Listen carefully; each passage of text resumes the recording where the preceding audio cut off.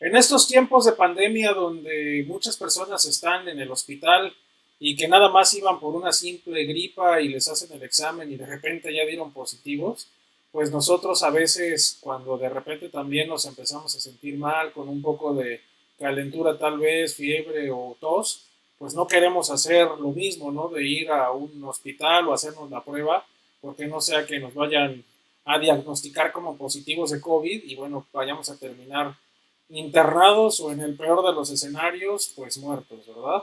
Sin embargo, bueno, pues el hecho de que no vayas con el médico, el hecho de que no te hagas el examen del COVID, no quiere decir que en algún momento eso te vaya a quitar la enfermedad o que por el hecho de que no te enteres, de que te hagas el examen, de que estás tal vez, primeramente Dios, que no sea el caso, siendo positivo y andes contagiando a todo mundo porque pues tú no te quieres enterar, pues eso realmente no está quitándote o librándote del problema. Bueno, pues de la misma manera sucede con los seres humanos. Los seres humanos, todos, absolutamente todos, nacimos contagiados de un virus que es tremendamente mortal y ese virus se llama pecado.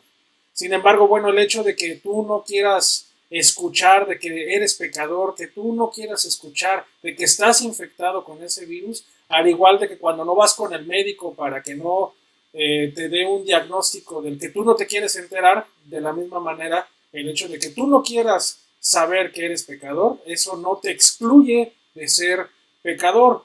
Y bueno, también cuando nosotros como cristianos compartimos la palabra, muchas veces, o más bien la mayoría de las veces, lo que hacemos es siempre compartir lo que tenemos como solución y lo que tenemos como esperanza con respecto al antídoto de esa enfermedad o de ese padecimiento que es el pecado.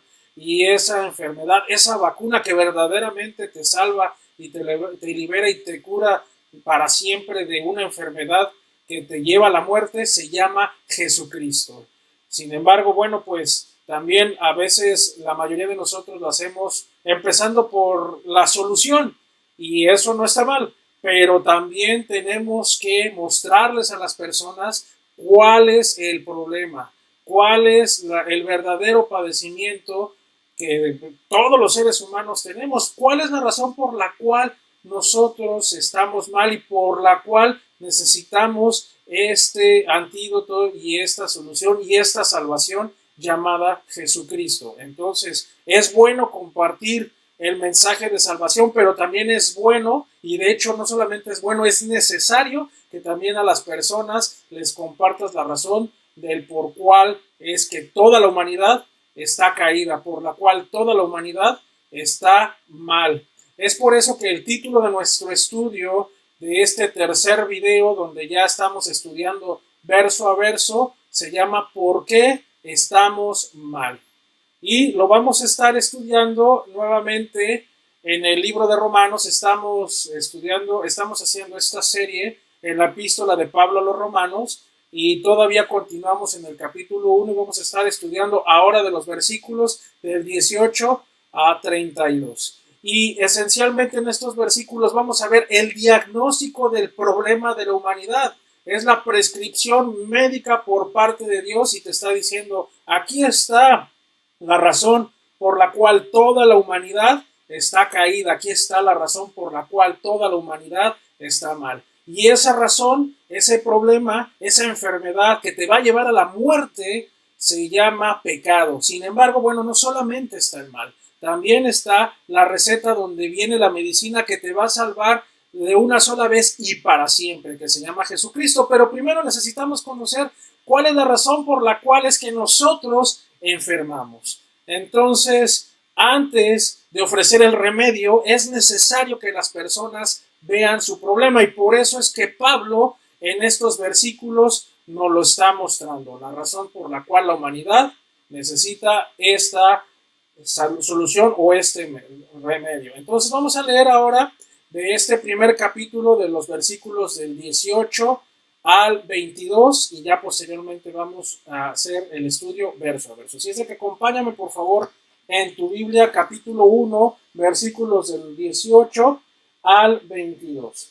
Y bueno, dice de la siguiente manera: porque la ira de Dios se revela desde el cielo contra toda impiedad e injusticia de los hombres que detienen con injusticia la verdad. Porque lo que de Dios se conoce les es manifiesto, pues Dios se los manifestó. Porque las cosas invisibles de Él, su eterno poder y deidad, se hacen claramente visibles desde la creación del mundo, siendo entendidas por medio de las cosas hechas, de modo que no tienen excusa. Pues habiendo conocido a Dios, no lo glorificaron como a Dios, ni le dieron gracias, sino que se envanecieron en sus razonamientos y su necio corazón fue entenebrecido. Profesando ser sabios, se hicieron necios. Bien, acompáñame a orar, por favor. Padre, gracias, Señor, por este tiempo en el que nos permites estudiar tu palabra. Te entregamos este estudio, Señor, para que seas tú el que lo dirija, para que seas tú, Señor, el que nos muestre todo lo que quieres que el día de hoy escuchemos, pero sobre todo, Padre, para que podamos llevar esta palabra a la práctica. Te damos gracias en el bendito nombre de tu Hijo Jesús. Amén. Bien, pues vamos a ponernos en contexto. Ya en los primeros versículos de este capítulo, que es del 1 al 7, vimos cómo Pablo pues saludó a esta iglesia en Roma. Ya vimos que este primer bloque es lo que le conocen como la salutación, para que ya posteriormente pudiéramos ver el deseo de Pablo que tenía por visitar a Roma. Y bueno, también vimos cómo Pablo les comenta a esta iglesia en Roma que está orando, aunque no los conozca, pero está orando por ellos y que tiene peticiones para con Dios Pablo para esta iglesia en Roma, de las cuales él no plantó y tampoco conoce a los hermanos que están ahí en Roma. Sin embargo, su fe está está siendo pues famosa por todo el mundo conocido. ¿Ok? Y bueno, cerramos ese estudio en el video anterior, donde pudimos ver el poder del Evangelio. ¿Cómo se resume en dos versículos lo que Pablo tiene que transmitirnos con respecto al Evangelio de toda esta epístola para los romanos? El poder del Evangelio. En el versículo 16, sublimemente vimos, porque dice Pablo, porque no me avergüenzo del Evangelio, porque es poder de Dios para salvación. Y allí está el foco del Evangelio, es poder de Dios. ¿Para qué? Para salvación. Pero adicionalmente dice, a todo aquel que cree, es importante creer, ¿sí? Al judío primeramente, sí, pero también dice aquí que al griego. Y en ese costal prácticamente podemos entrar todos los seres humanos no judíos, ¿no? También a los americanos, a los canadienses, a los rusos, a nosotros los mexicanos, e inclusive hasta los de Catepec.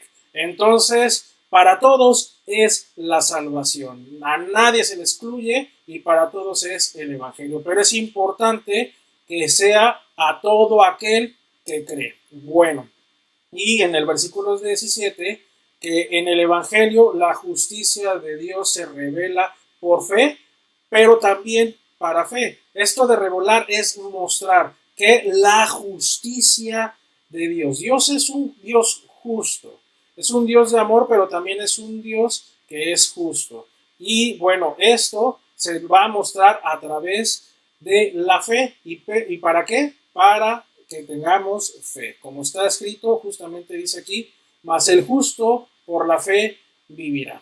Bueno, entonces ahora sí, ya que nos contextualizamos lo que vimos en el video anterior, ahora vamos nuevamente a darle continuidad a nuestro estudio verso a verso.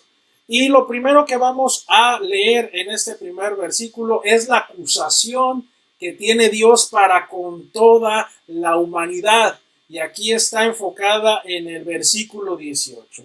Para empezar, lo primero que dice el versículo 18 es, porque la ira de Dios. Ahora esta palabra que dice por qué es porque justamente viene vinculada con todo lo que está en el versículo 17 con respecto a la justicia de Dios.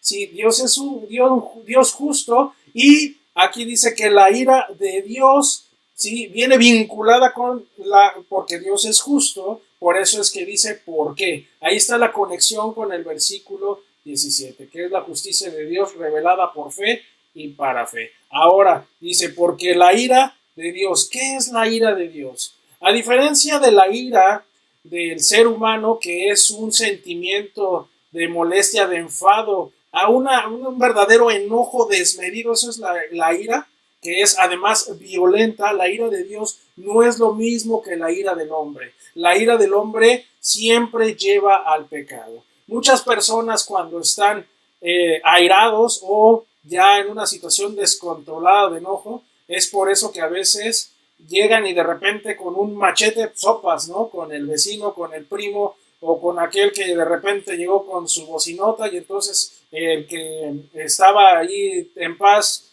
que no estaba en ese momento tal vez de mucho soportar al vecino con la banda, y entonces sale y vas, ¿no? Porque se llenó de ira. Y tal vez el pobre vecino que había llegado con la bocina ni siquiera tenía la culpa, ¿no? Pero el otro había tenido un mal día y entonces ya eso fue la gota que derramó el vaso, se llenó de ira y va y mata al vecino, ¿no? Eso es justamente la ira del hombre, lo que lleva al pecado, ¿no? Y esto, pues es un ejemplo que te estoy dando, pero regularmente el pecado en estas características de la ira, que es ya un enojo desmedido, provoca venganza siempre, asesinatos, también infidelidad. En esencia, pues lo que provoca y da como resultado, pues es eso, es pecado. Y esa es la ira del hombre. Pero la ira de Dios no es precisamente así, porque obviamente Dios, pues es un Dios que no peca, que es un Dios que es todo lo contrario, es la contraparte, ¿no? De lo que es el pecado. Entonces realmente la ira de Dios es una repulsión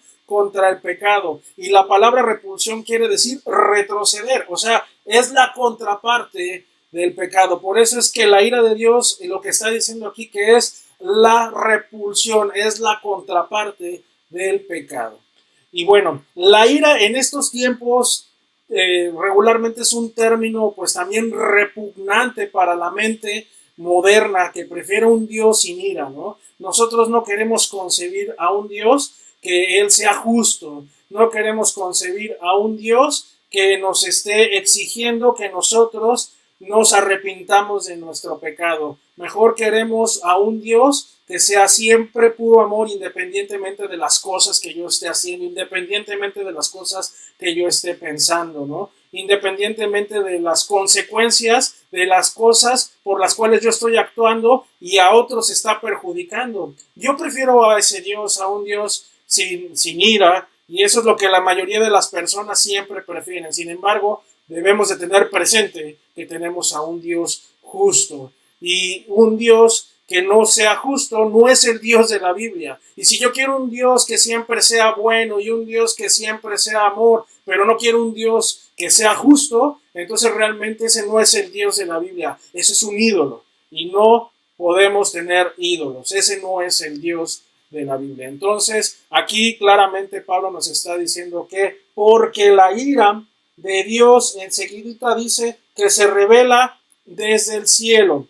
Se revela desde el cielo quiere decir que pues se muestra, ¿no? Y está en tiempo presente. No quiere decir que, pues nada más se reveló en el Antiguo Testamento o se va a revelar cuando ya todo lo que esté en el Apocalipsis pues ya esté aplicado. No, se revela es en tiempo presente y se va a mostrar y se va a seguir mostrando y se está mostrando siempre que el hombre esté en esa condición. Y la verdad es que en este tiempo y en toda la historia de la humanidad es la manera en la que hemos vivido, porque vivimos en una naturaleza caída desde que Adán pues pecó, y bueno, como consecuencia todo lo que sucedió es que aquí estamos en esta condición. Enseguidita pues se revela desde el cielo contra toda impiedad y justicia. Esto lo podemos entender como contra toda maldad, y este es el objeto de la ira de Dios. Ahí es donde está realmente el problema. Ahí está donde esa es la causa por la cual Dios está airado o separado o en una condición de repulsión contra la humanidad, porque Él está contra toda impiedad e injusticia, o sea, con la maldad del hombre. Y hay ejemplos de la ira de Dios revelada contra el pecado del hombre. Podemos irnos, por ejemplo, al Antiguo Testamento y leer con respecto al diluvio universal. También podemos leer historias sobre Sodoma y Gomorra o el exterminio de los cananeos. Entonces, la ira de Dios se ha revelado y se sigue revelando y se va a revelar ¿contra qué? Contra toda impiedad, injusticia. ¿De quién? Y aquí es donde me encanta porque le pone casi nombre y apellidos. Dice, contra toda impiedad e injusticia de los hombres. Y aquí no está mencionando ninguna entidad abstracta, no dice contra Satanás, no dice contra los demonios, no dice contra los vecinos, contra los de enfrente, con los de esta religión, con los de otra religión, con los que son de este partido político, con los que son de Movistar o con los que son de Telcel. No, aquí específicamente es contra toda la maldad de los hombres. Y aquí, pues es importante que lo tengas presente. Porque a veces le queremos echar la culpa. No, pues es que él es el que me mandó a hacer este mal. No es Satanás, sino realmente todos los seres humanos nacemos en esta condición. ¿Ok? Bueno, entonces la última parte de este versículo dice que detienen con injusticia la verdad. Entonces, contra toda impiedad e injusticia de los hombres que detienen con injusticia la verdad. Esto de que detienen es que obstruyen, o sea, que te ponen un obstáculo, que son un obstáculo con injusticia. ¿Esto qué quiere decir? Que es con maldad, ¿sí? Entonces, todos los que están poniendo un obstáculo de manera pues ya premeditada y con maldad con respecto a lo que es la verdad. Y la verdad exactamente corresponde a las afirmaciones con hechos.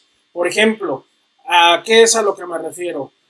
Obstruir la verdad con maldad y con injusticia es lo que ha sucedido en la historia con respecto a esclavizar, por ejemplo, a las personas afroamericanas, y esto en algún momento socialmente fue algo aceptado para aquella región sur de los Estados Unidos, ¿no? Sí, porque eran las personas que trabajaban en los campos y bueno, por alguna razón del ser humano consideraron que una raza esta era inferior y entonces yo los podía tratar como tal, ¿no? Como una raza inferior y aparte podían ser de mi propiedad y eso era algo legal, ¿no? Entonces esclavizar a estas personas pues no era mal y sin embargo, bueno, pues es algo que como un grupo de personas y muchos lo consideraban bueno, ya estaban obstaculizando la verdad con injusticia, con maldad, ¿no?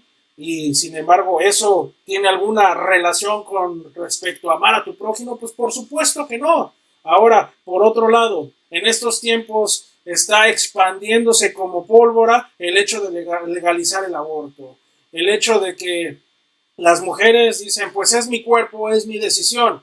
Y el hecho de que se haga legal no quiere decir que esto sea bueno, aunque toda la humanidad diga es algo correcto, realmente es que matar no es bueno. Entonces, eso, aunque así el 100% de la humanidad se ponga de acuerdo y diga esto es legal, no quiere decir que sea bueno para Dios. De ahí nuevamente estamos quebrantando o estamos distorsionando la verdad con maldad.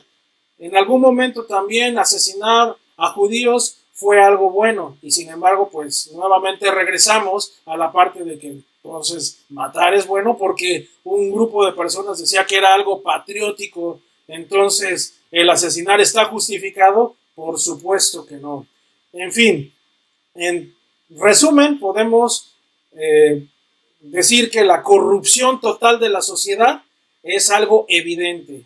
Y no solamente de la sociedad, no solamente de un grupo de personas, no solamente de una raza, no solamente de una religión. Estamos hablando que la corrupción es general en todo el ser humano.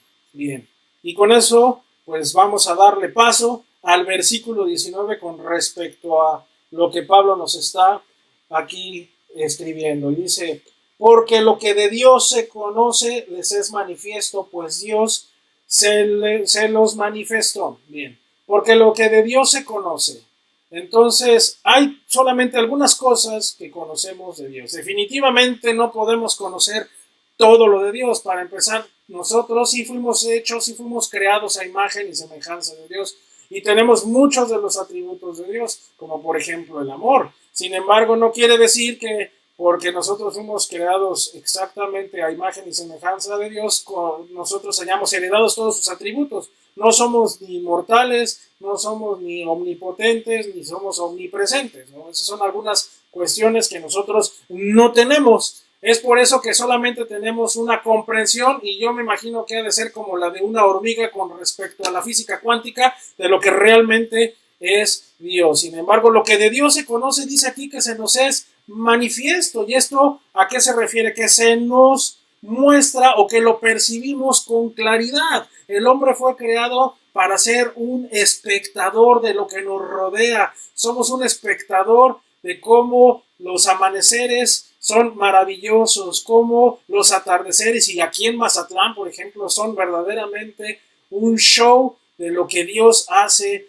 todos los días. Me encanta ver esos colores. Y la verdad es que si tú crees que ese tipo de circunstancias se originaron de la nada, bueno, pues ya es una cuestión como, pues que es negarse y es verdaderamente irracional ver toda esta creación, toda esta majestuosidad y decir, pues esto nada más está porque sí. ¿Por qué? Porque dice que Dios nos lo manifestó. En este mismo versículo dice, nos es manifiesto todo lo que vemos, todo lo que sentimos, todo lo que percibimos, pues Dios nos lo manifestó.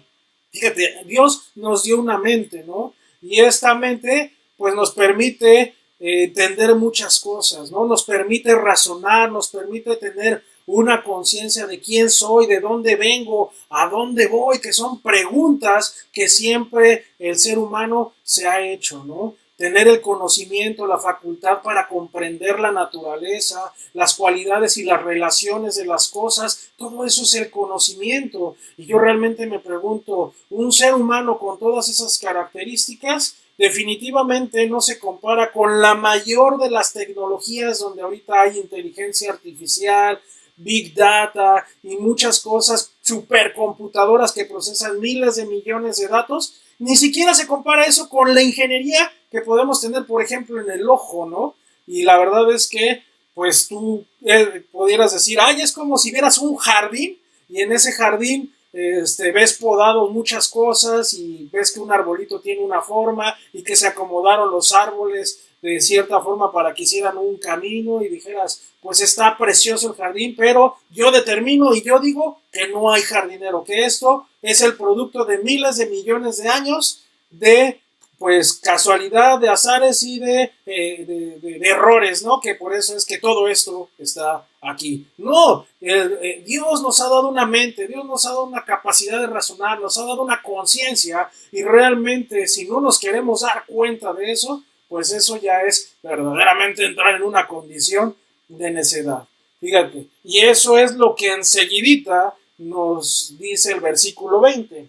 Dice, porque las cosas invisibles de Él, su eterno poder y deidad, se hacen claramente visibles desde la creación del mundo. Porque las cosas invisibles de Él, ¿como qué cosas? Como el amor, como la justicia, como la misericordia, todo aquello que no puedes tocar, pero que sin embargo existe. El hecho de que tú no lo puedas ver es como el Wi-Fi. El hecho de que tú no puedas ver el Wi-Fi no es que no exista, y es que hay muchas personas que son tan materialistas que dicen, si no lo veo, entonces no existe. Bueno, pues entonces, como no ves el Wi-Fi, aunque estás viendo las consecuencias, aunque estás conectado a Internet, entonces quiere decir que el Wi-Fi no existe. Pues claro que no. Eso ya verdaderamente es tener una visión pues muy limitada con respecto a que nada más lo que tus sentidos materiales están percibiendo, pero que hay de todo aquello que es intangible y que sin embargo sí existe, como lo podemos ver en la naturaleza, en todo lo que nos rodea. Aquí todas estas cosas invisibles de Dios, su eterno poder y deidad. Por eso es que muchos dicen, entonces, ¿cómo puedes comprobar a Dios científicamente? ¿Quién lo creó si Él es eterno, no? Porque pues obviamente Dios está fuera de esta ecuación que es el tiempo. Él no tiene creación, Él no existe, Él es, simple y sencillamente Dios es, ¿sí? Por eso es que Él es eterno y por eso es que podemos ver manifiestas en todas estas cosas su eterno poder y deidad. Y además dice aquí que se hacen claramente visibles desde que el mundo fue creado. Podemos ver todas las leyes físicas, ¿no? Por ejemplo, la tercera ley de Newton, que es la acción y la reacción, y además, entre muchas otras cosas, las matemáticas que modelan la naturaleza, o la naturaleza con muchos modelos matemáticos, y nosotros realmente, ¿qué podemos entender de todo esto? Nada, ni siquiera una mínima parte con respecto a lo que apenas alcanzamos a medio concebir de nuestro entorno, ¿no? Y enseguida dice, siendo entendidas por medio de las cosas hechas, materia y energía, de las cosas hechas. Hay un diseño, hay un ajuste fino del universo, y esto es innegable. Lo podemos ver también, por ejemplo, en el ADN, que el ADN es como si fuera una memoria USB con muchísima información, y hay cientos de miles de millones de datos en este ADN, y esos datos en conjunto generan información. Por eso es que tú a tus hijos le heredas muchas veces el carácter, incluso las enfermedades, el color de los ojos, o los ojos de tus hijos tal vez fueron heredados desde tu abuelo, porque eso es que va pasando información entre un ser humano y el otro, así como sacas información de una USB, de una computadora, y luego se la pasas a otra, y entonces ya está en la otra computadora, en su disco duro. Así funciona el ADN. Bueno, pues entonces, ¿quién creó toda esa información? ¿Quién metió esos datos a esa memoria USB? La información es un conjunto de datos procesados. Eso también es obra de la casualidad. Eso también es producto de muchos errores y de muchas equivocaciones. ¿Realmente eso suena razonable? Por eso es que Pablo dice aquí, de modo que no tienen excusa. Todos lo sabemos, pero hay unos que no queremos creerlo. Por más que nosotros nos aferremos a decir, no existe, eso no va a cambiar la verdad, ¿sí? Y entonces por eso dice, no hay excusa. ¿O acaso hay una excusa con respecto a todo lo que vemos? Pues no, ¿verdad? Ahora, te hago una pregunta para que lo razonemos y lo reflexionamos. ¿La nada produce materia? O sea, sí, la nada. Para empezar, ¿qué es la nada, no?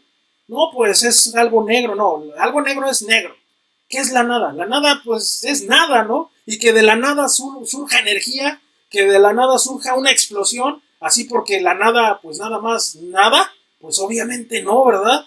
Y ahora, que de la muerte, o sea, la materia no viva, que de, no sé, de una caja de cartón produzcas una rana, pues obviamente tampoco, la materia no viva no produce vida, ¿sí? Entonces, obviamente, razonablemente, pues es que somos producto de un diseño perfecto, de un ingeniero que está por sobre todos los ingenieros. Fíjate, te voy a dar frases de algunos científicos y te los voy a leer textualmente, de algunos de los, bueno, nada más de dos, para no detener mucho el estudio. De Newton, por ejemplo, uno de ellos decía, me basta con examinar una brizna de hierba o un puñado de tierra para confirmar la existencia de Dios. A veces, si tú así te acercas a una plantita y empiezas a ver esos detallitos tan chiquitos, pero que tienen una simetría con su entorno y la manera en la que crece, y como de una semilla, así nada más porque sí, esa semilla se determinó que fuera algo, pues obviamente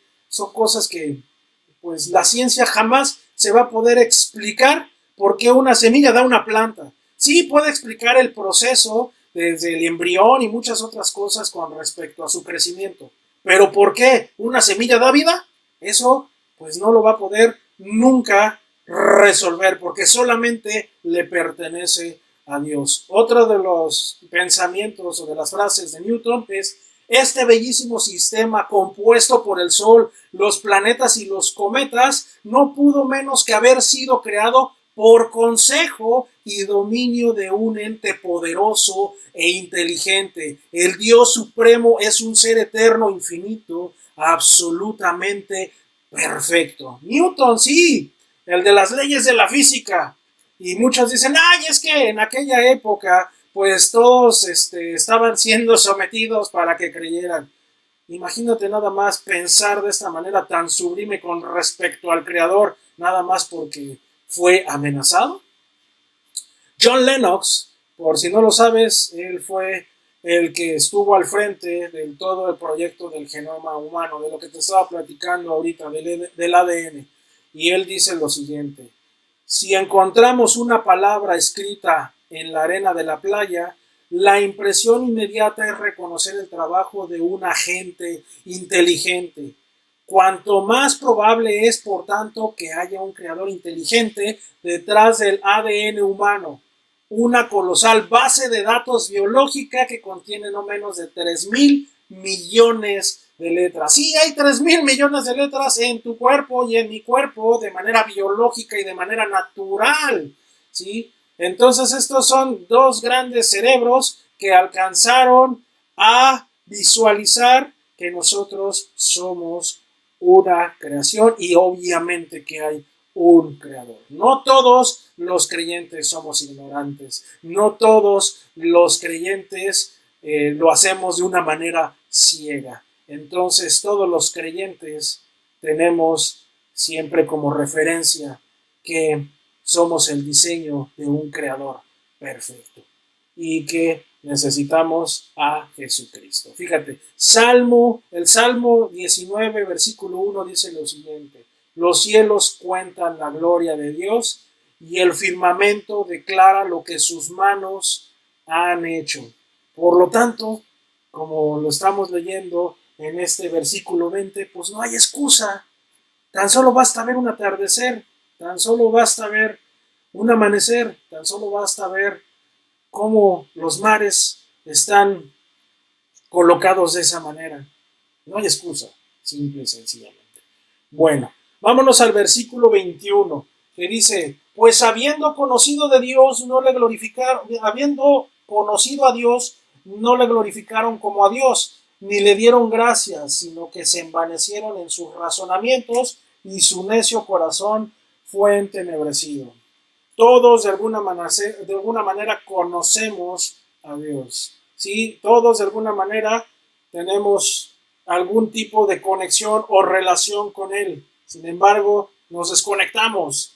Y por eso es que cuando hay esa desconexión, entonces nosotros nos empezamos a sentir que somos dioses, ¿no? Empezamos a llegar a una condición de autosuficiencia. Empezamos a decir: yo no necesito a Dios, yo soy realmente capaz, entonces yo mismo puedo salir de los problemas. Y eso es lo que te vende el mundo, ¿no?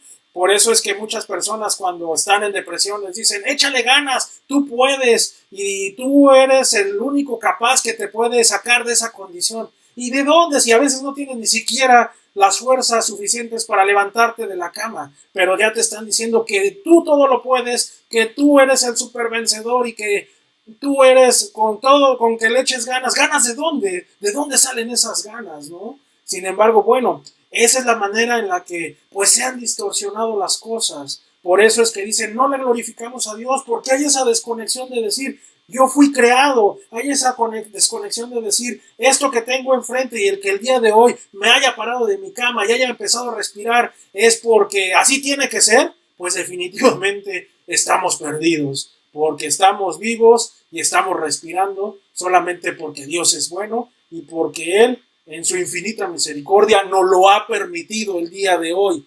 Y entonces, cuando nosotros empezamos a tener esa desconexión de decir: no necesito ir a la iglesia, estoy muy ocupado porque tengo más cosas que hacer en mi trabajo, necesito más dinero, necesito hacer esto y el otro y todo lo demás no me importa, ni siquiera mi familia, entonces definitivamente ya estamos perdiendo el foco. Y como dice en este mismo versículo, se envanecieron en sus razonamientos. Envanecer es que nos entramos en una condición de vanidad y no, pues yo obviamente pues he leído esto, y he leído el otro, y el humanismo, y el existencialismo, y el marxismo, y todas estas filosofías que terminan con ismo, y ya me reventé este libro de ciencia, y ya me reventé este libro de biotecnología, y ahora ya conozco de algoritmos de machine learning, y ya entonces empiezas a entrar en una condición que dices: obvio, pues ya estoy flotando de mis propios razonamientos. ¿Para qué necesito a Dios? Si yo soy el Dios de mi propio universo. Yo creo, porque así lo determiné, que ya conozco todo lo vasto del universo, ya me fui a dar toda la vuelta por la eternidad y por todo lo que existe, y entonces regreso y determino que Dios no existe. Así de sencillo.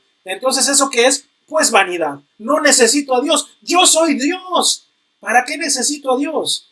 Y entonces cuando ya entras en esa condición, empezando a razonar de esa manera, enseguidita dice: y su necio corazón fue entenebrecido. Porque para empezar entras en una condición de necedad. de decir, sí, yo lo hago, sí, yo soy, sí, yo puedo, sí, y todo lo demás ya no me importa, y todo lo demás, que yo el día de hoy esté respirando, que el día de hoy mi corazón esté latiendo, es porque así debe de ser biológicamente, y que el día de hoy la Tierra esté en una distancia perfecta del Sol, rotando en una manera tan precisa, en una inclinación perfecta, pues es porque pues son los millones de años, por supuesto, ¿no? Y entonces tu corazón es entenebrecido. Y aguas con eso, porque eso es lo que justamente provoca las raíces de amargura. Y como resultado de esto, es que ya nos empezamos a extraviar, perdemos nuestra capacidad para discernir y para poder diferenciar, afectando permanentemente ya nuestras emociones, nuestros pensamientos y por ende ya nuestra voluntad. Es por eso que ya de repente decimos, no, pues yo no necesito a Dios, yo soy Dios, yo tengo además a mi Dios dinero, a mi Dios trabajo, a mi Dios novia, a mi Dios, lo que sea que tú pongas como prioridad y que en algún momento tal vez estaba ocupando Dios algo importante en tu vida, ahora ya no es importante. Y entonces empezamos a perder voluntad y eso es que ya perdimos o estamos perdiendo la batalla. Estamos perdiendo el alma, ¿no? ¿Sí? Y por eso es que nuestro corazón es entenebrecido. ¿Y qué es esto de ser entenebrecido? Empezamos a perder luz, empieza a oscurecer nuestro corazón. Bien, ahora vamos a leer los versículos 22 y 23. Dice, profesando, primero el versículo 22. Profesando ser sabios, se hicieron necios. Versículo 23. Y cambiaron la gloria de Dios incorruptible en semejanza de imagen de hombre corruptible, de aves, de cuadrúpedos y de reptiles. Profesando ser sabios, se hicieron necios. Yo lo sé, yo todo lo puedo, yo soy el superpoderoso, que a mí que me vas a cuestionar si yo tengo una maestría, un doctorado, yo soy el don licenciado, el don arquitecto, el don ingeniero, yo tengo todas estas condiciones y soy superior a ti y entonces yo soy el que todas las sé y el que todas las puedo. Estoy entrando en una condición de necedad. Fíjate lo que dice Jeremías capítulo 4 versículo 22, porque mi pueblo es necio, y está hablando en general. Aquí esto realmente nos queda a todos. Mi pueblo es necio, dice Dios. No me conocieron. Son hijos ignorantes y no son entendidos, sabios para hacer el mal, pero hacer el bien no supieron. Y te digo que este chaleco nos lo acomodamos todos. Todos somos igual. No, yo no soy asesino. No, yo no soy violador. Yo no soy esto, yo no soy el otro. Pero has tenido pensamientos en donde has de repente querido matar a cierta persona porque te hizo la vida imposible en tu infancia o en el trabajo. Y ya con ese simple hecho, entonces ya no estás en esa condición de decir yo zafo, definitivamente no, todos entramos en este saco. Versículo 23 dice, y cambiaron la gloria de Dios incorruptible en semejanza de imagen de hombre corruptible, de aves, de cuadrúpedos y de reptiles. Sí, eso era en la época prehispánica, sí, eso lo hacían los sumerios, eso lo hacían todas aquellas regiones de pueblos paganos, los romanos, los germánicos, todos los aquellos de la región de Inglaterra, antes de que fueran civilizados y colonizados, y por eso es que sacrificaban humanos y no. Aquí no solamente está hablando de, por ejemplo, los egipcios, ¿no? Que hacían imágenes mitad humano y mitad animales. Sí, es algo que está poniendo como condición aquí. Pero realmente el foco es que cambiamos a Dios y el resultado es idolatría. El que se aparta de Dios para seguir ídolos, entonces se le conoce como idolatría. Y también pues somos necios. Y entonces no solamente necesitas un altarcito ahí del San Don Mártir de las porras, no, para decir que ya eres un idólatra.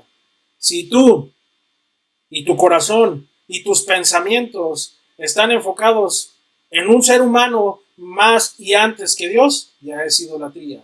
Si tu pensamiento está todo el tiempo en que tengo que trabajar porque necesito más dinero y eso evita que lea la Biblia y eso evita que yo esté orando, entonces ya le está restando el tiempo que le corresponde a Dios. Y eso ya es idolatría. Acuérdate que Dios nos pide todo, nos quiere absolutamente de entrega total, ¿no? Eso no quiere decir que dejes de comer o que dejes de trabajar para que puedas comer, pero que no ocupe el 100% de tu corazón, ¿no? Como muchos dicen, es que yo amo a mi hijo y por eso trabajo todo el día, todos los días, para darle lo mejor. No, tú amas el dinero, tú amas el trabajo, ni siquiera te importan tus hijos, los tienes por allá abandonados, por eso es que te vas a trabajar todo el día. De la misma manera, cuando tú en este momento estás atorado en el trabajo porque quieres más dinero, ¿y para qué?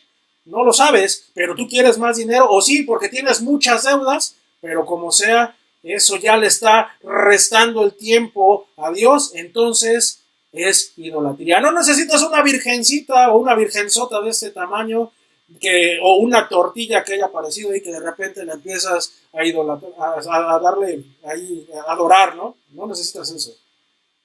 Necesitas tan solo quitarle tiempo a Dios para dedicárselo a otra cosa y eso ya es idolatría. Bien. Y aquí vienen lo que se le conoce como tres entregados. ¿Cómo es que la humanidad o los seres humanos fueron entregados? ¿Por qué? Y ahorita vamos a leer por qué. Y esto de que fueron entregados es que fueron abandonados ahí. Sáquese. Así como cuando de repente tus papás, cuando estabas en épocas de rebeldía, yo no sé los tuyos, pero al menos los míos sí, porque yo fui súper rebelde, ¿sí? Ya después te contaré un poco sobre mi testimonio, pero así de que ya decían, ¿sabes qué? Tú ya no tienes remedio, yo ya me olvidé de ti. Eso es lo que justamente aquí algo está pasando con Dios con respecto a estas personas, ¿no?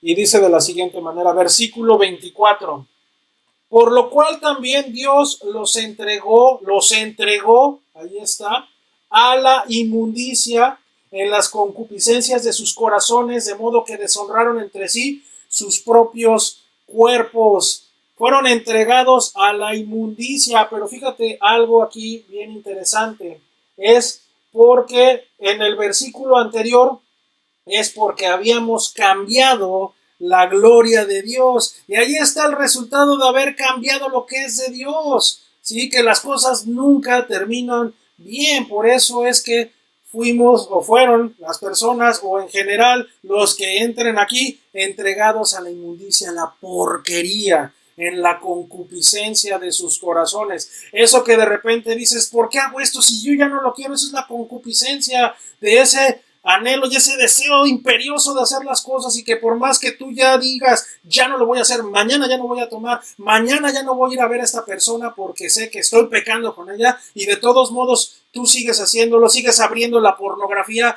y tú dices, caray, ¿por qué lo sigo haciendo? Eso es la concupiscencia de tu corazón y dice aquí, deshonraron sus propios cuerpos, fuiste abandonado por Dios, fuiste entregado a esta circuncisión, esta situación por haber cambiado la gloria de Dios por hombres corruptibles, por idólatra, ¿sí? Y el versículo 25 específicamente habla de la idolatría, dice, ya que cambiaron la verdad de Dios por la mentira. Nuevamente vemos cómo cambiaron la verdad de Dios por la mentira, honrando y dando culto a las criaturas antes que al Creador, el cual es bendito por los siglos. Amén. Entonces, más claro, ahí te lo está diciendo, cambiaste a Dios por ser un idólatra. Y en el versículo 26 dice, por esto Dios nuevamente los entregó a pasiones vergonzosas, pues aún sus mujeres cambiaron el uso natural por el que es contra naturaleza. Mujeres con mujeres. ¿Cómo lo estamos viendo en estos tiempos? Versículo 28. Y como ellos no aprobaron versículo 27. Y de igual modo también los hombres, dejando el uso natural de la mujer, se encendieron en sus lascivias unos con otros, cometiendo hechos vergonzosos, hombres con hombres, y recibiendo en sí mismos la retribución debida a su extravío. Ahí está. Entonces en el versículo 26 y el versículo 27 es lo que ahora estamos viendo, que ya incluso nos obligan y nos quieren decir, es que eso es algo que tienes que aceptar y se lo están enseñando en las escuelas a nuestros hijos. ¿Por qué? Por haber cambiado las cosas que eran de Dios.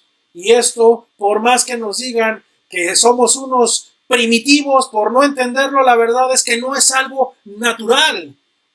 Sí, de alguna manera lo puedes tolerar, pero que de ahí a que lo aceptes y que de ahí que todavía digas que eso es algo digno de ser orgulloso, definitivamente no.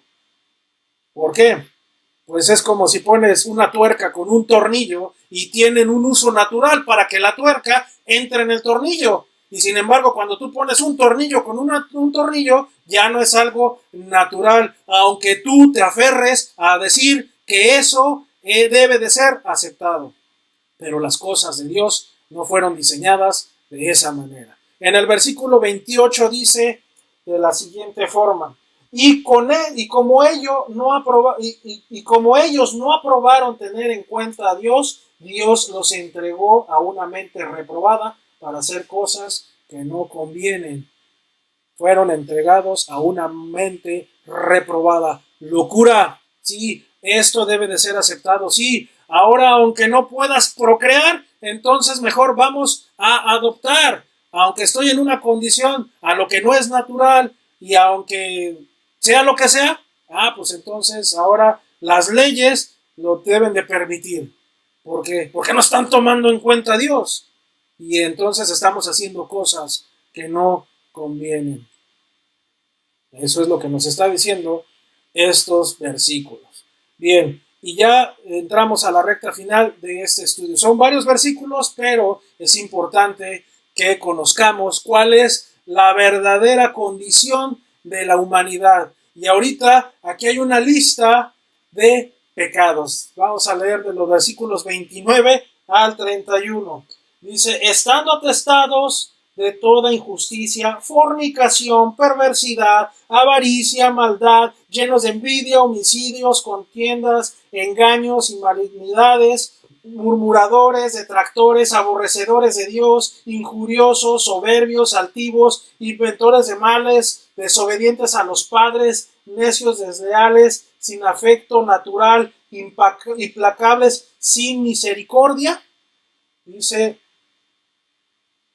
caray, son como muchos, pero Dios me libre, yo no entro a ninguno de esos. ¿De verdad? Dice aquí desobediente a los padres. Y también dice que somos injuriosos, chismosos. De verdad nunca lo hemos hecho. De verdad no entramos en ese saco. Entonces las expectativas son altas para que de repente no nos creamos más que los demás, para que no nos creamos mejores que otros. Realmente toda la humanidad estamos bajo esta condición. Sí, tal vez no todos somos asesinos, pero eso no te hace mejor que el asesino. No hay pecados chiquitos ni grandotes. El pecado es pecado y Dios nos quiere perfectos. Entonces, ¿cuándo lo vas a lograr? Jamás, jamás por tus propios recursos, jamás por lo que tú eres, jamás por lo que tú hagas. Tú no puedes agradar a Dios. Por eso es que necesitas a Cristo. Y concluimos con el siguiente versículo. Versículo 32. Quienes habiendo entendido el juicio de Dios, o sea, si tú ya con todo esto comprendiste por qué Dios está airado y por qué Dios pretende, o más bien Dios es justo porque no podemos ser aceptados con esta condición, dice, entonces quienes habiendo entendido el juicio de Dios, que los que practican tales cosas son dignos de muerte, no solo las hacen, sino que también se complacen con las que lo practican. Ay, como yo no soy asesino, yo no soy digno de muerte, pero eres chismoso y eso ya te hace candidato. O ya eres lujurioso y eso te hace candidato. Ay, pero esos son pecaditos. No, no hay pecaditos, ni hay pecadotes, ni hay pecadotototes. Por eso es que todos, absolutamente todos, somos dignos de muerte. Entonces, lo que Pablo menciona de forma específica es un juicio. Y este juicio es desde esta vida. No quiere decir que ya cuando te mueras, este juicio ya va a empezar a aplicar. No, es desde ahorita, o tal vez ya estás siendo víctima de este juicio. ¿Por qué? Porque tu condición y tu manera de vivir ya te tienen una condición desgraciada y miserable. Y eso es justamente las consecuencias del pecado. Entonces no necesitas morirte para ser sometido ante el juicio de Dios. Eso está aplicando desde ahorita. Es justicia desde ahorita y también venidera para la vida que estamos viviendo ahorita y venidera. Consecuencia de tu vida y también mi vida de pecado. Por eso es importante que no cargues con la ira de Dios. Y sabes, hay una solución, ¿sí? Ya te la platiqué, es Jesucristo. ¿Y cómo tú puedes llegar a Jesucristo? Lo puedes hacer naciendo de nuevo. Y tú necesitas nacer de nuevo para que tú seas excluido de todo esto que estamos leyendo, de esta ira de Dios. Y tú quieres saber cómo naces de nuevo. Bien, pues necesitas dos cosas. Arrepentirte de tu pecado y reconocer, tener fe en que Jesús es el único que te puede salvar. ¿Tú quieres esto que te estoy platicando?